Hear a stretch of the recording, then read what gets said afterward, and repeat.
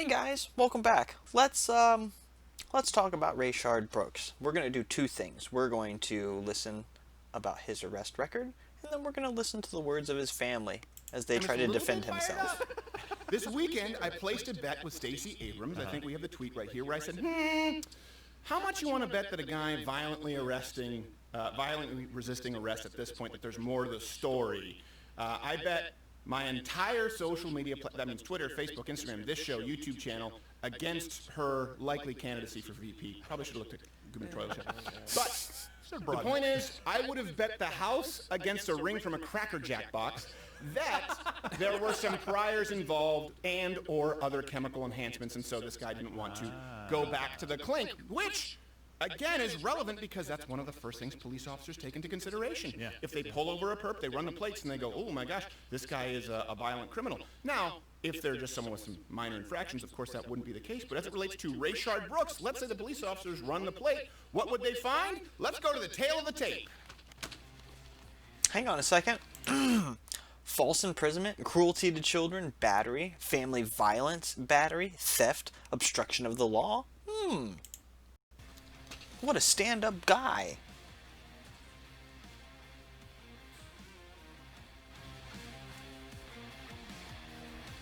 All right, that's a very long take. Took a minute. I thought you were going to read Yeah, I it. thought you were but going to read it. So we have a long list. And again, this matters because people think that it's just random black men walking the streets are not safe from our officers, including black officers, who, by the way, make up a higher percentage of the force than they do the average American population. Oh, they want. Well, no, we don't want to hear that. Something about Tommy's cabin. I call him Tommy. Let's look through Rayshard Brooks. Is there anything that would give officers pause? Well, he's been incarcerated twice. Now, granted, it could be because he sold like counterfeit tickets to the school talent show. That's true.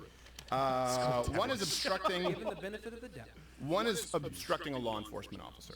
Okay. Really a big deal, I get. So he's already resisted arrest or tried to keep an officer from performing their duty in conducting an investigation. Yeah, we don't care about Is that cops. standing in the way? Or?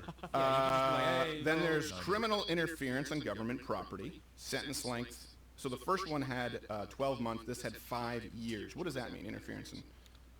No. No idea. Then the other one The chubby Asian guy's lawyer. is No idea. theft by wreck, stolen prop. 7 years is a sentence length. Oh, wow.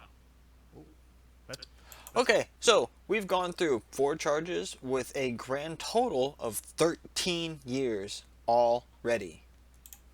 crazy. So let's look at the next one here, and this is where it gets interesting. Again, Rayshard Brooks, the hero over whom you, meaning you, black, white, red, yellow, people in Atlanta, torch the Wendy's because justice. Put one on the scoreboard for you. You're winning over Americans' hearts and minds. Then we have family violence battery. Yeah, that's pretty bad. That doesn't sound good at all. And after that, we have Fantastic. false imprisonment, which is 7 years. But here's the weird thing about the false imprisonment. We don't have all of the case files here. Yeah. It occurred on the same day as cruelty to children. Oh! So the same crime that day, one carries 7 years, one carries another year. Cruelty to children and false imprisonment. So I think we're talking about this. There's a high likelihood that he maybe kidnapped a child. Yeah. It's not uncommon to have those two together. Okay.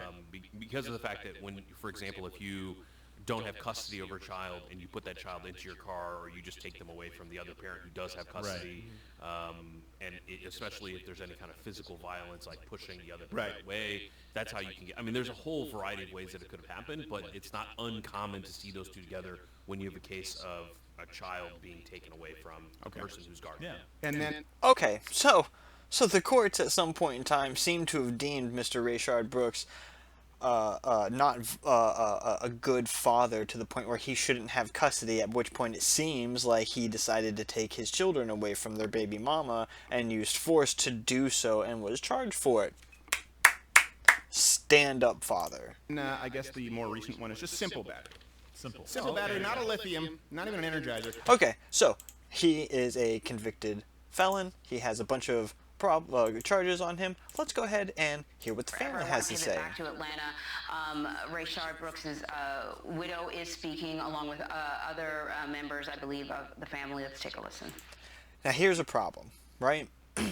Based with all of the information we just gathered about Mr. Brooks and his past, You may or may not start thinking, oh, well, he may not be such a great guy. But when the first family member you hear speak about him and the first words that come out of her mouth are lies, it's really hard to believe anything that they have to say after this. Became our reality. Not only did we lose another black, unarmed male. Wrong, wrong, wrong. You were lying, or you're so fucking ignorant that you don't know the difference because he was armed. This time it landed on our front doorstep. Blessing, memory, and dream. So, the name of the children are Blessing, Memory, and Dream. Will never get to see their father again. Not only was he a girl dad, he was a loving husband, caring brother, and most importantly to me, an uncle I could depend on. Wrong, wrong, wrong. If he was any of those things, he would be alive, not dead. He wouldn't have such a colorful criminal history, and he wouldn't have resisted arrest, assaulted police officers, stole their weapon, and then tried to use it on them while he's fleeing. Oh, or been out drunk Rayshard and driving. was silly. He had the brightest smile But not the biggest and the brain. biggest heart, and loved to dance since we were kids. Doesn't mean he was smart. Me and my uncle are both 27 years of age. 27 years of age. And?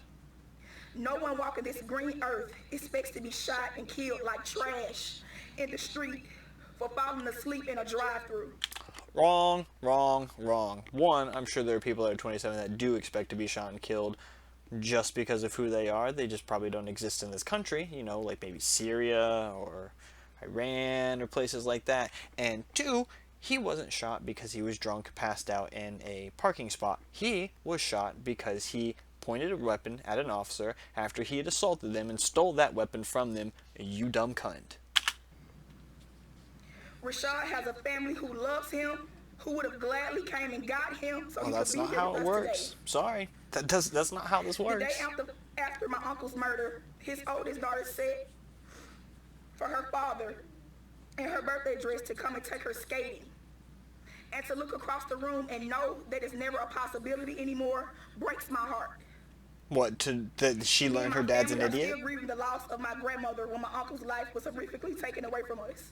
By his own choice. Not only are we hurt, we are angry. At him? When does this stop? You know when it stops, sweetheart?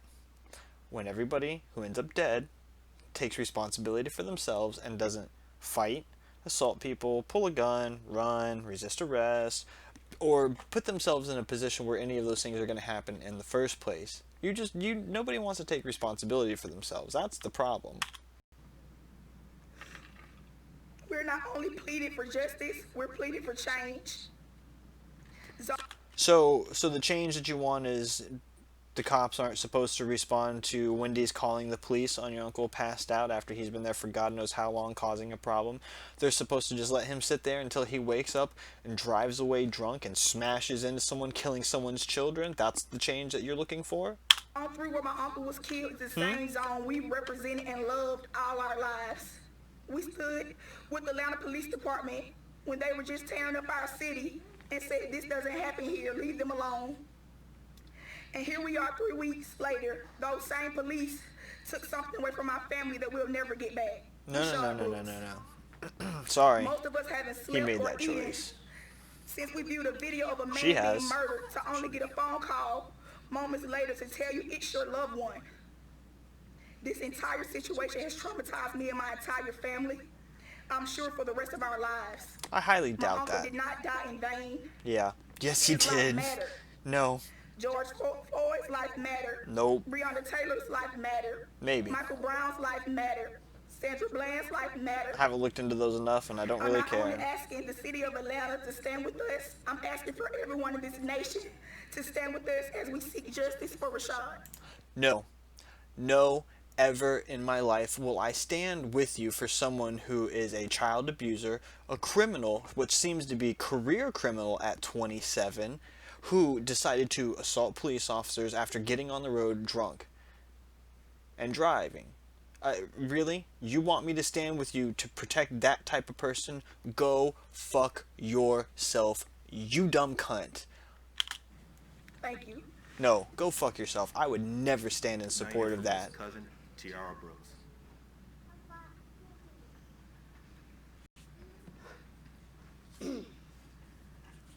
Rayshard Brooks. The name that may start a protest tomorrow or another day in the future. Why? However, Because people the are man idiots? himself no longer has a future. He can no longer live in the present His own choice? nor plan for tomorrow. His own choice. No matter what the different points of view are ours of his death, we must all agree to one fact. The fact that he was killed by the Atlanta Police Department. Okay, I can The admit fact that. that someone's cousin, brother, uncle, nephew, father, And none of those things make a matter. They don't make a difference. and They don't friend matter. is no longer in this world. By his own The choice. trust that we have with the police force is broken. And that's because you're an idiot. Like how, like if you watch the video, you cannot with any rational sense, blame them. After he was been cordial, they've been cordial, everybody had been cordial until he decided that he was going into handcuffs. And the only way to heal some of these wounds is through a conviction and a drastic change with the police department. Nope, nope, no. You know what? I can't listen to your family anymore. You're all fucking stupid. We'll see you in the next one, guys. These people are fucking idiots.